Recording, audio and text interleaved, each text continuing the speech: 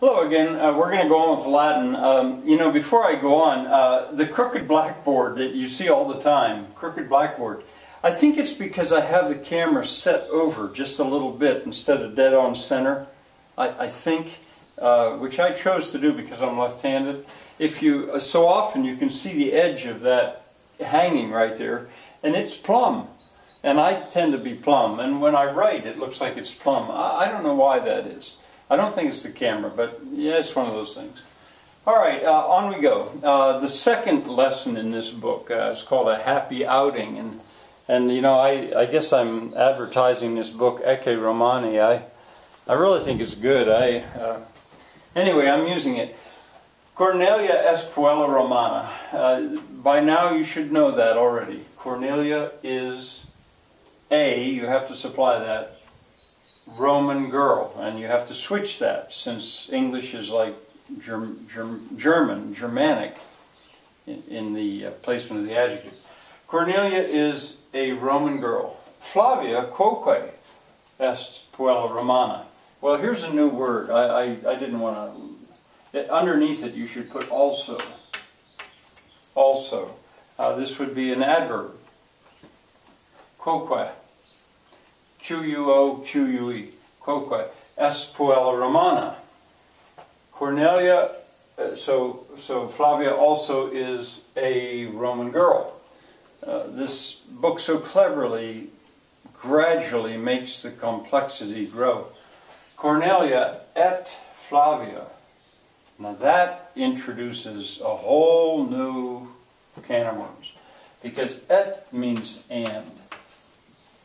And now things can be compound.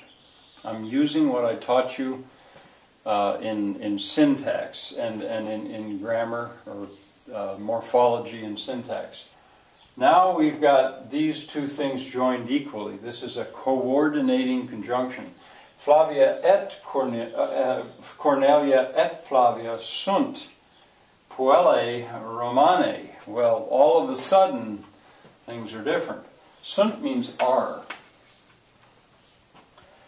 Puellae, well, it's not puella now, it's puellae. It's because it's plural right there. So they are girls. Well, I guess I wouldn't have to write girl again, but I would have to put the S on because now we're plural. Romanae, now that also has got an AE on it because it has to agree. Agreement is so important in so many languages. Que, now that's the same, that doesn't change, which is interesting. Que in Italia abitant, now it's not habitat, it's habitant. And T is because it's plural. Cornelia et Flavia sunt amicae. Amicae is friends. And it's related to amigo in Spanish, or ami in French, or amity, or amorous in English. That's actually all I'm going to give you in Latin for new text. But let's see what we should do with this. You should be able to add to the conjunctions, et equals and. Quoque, you should be able to add that to the adverbs. But let me show you what you should do with sunt. Sunt, in your verbs, you should have esse as the verb to be. If you've kept up, you've already got that. Esse. You don't have I am, you don't have you are, but you do have he, she, or it is. That would be est.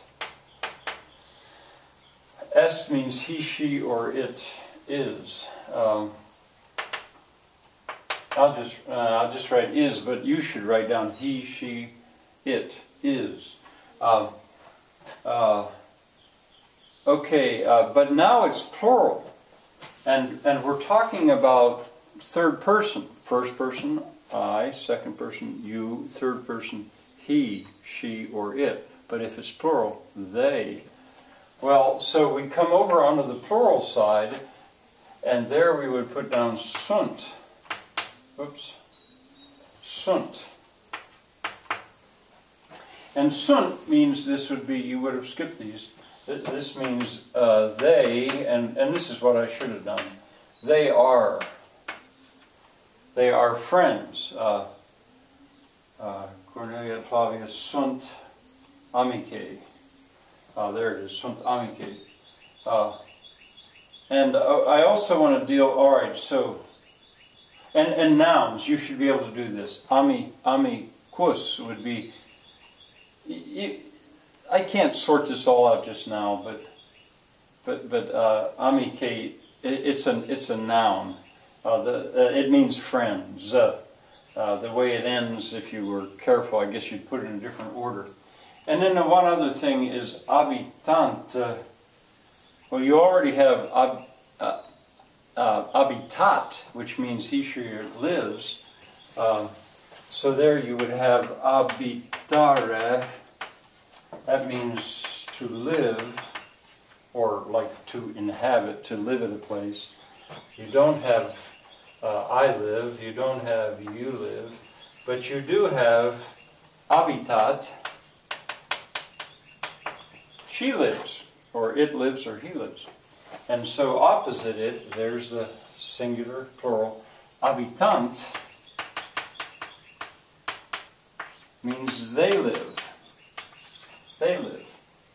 All right, what I think you should do now is, under inflections, which are so important, you could say that a noun, nouns and adjectives, if they end with an AE, that means still feminine, but plural.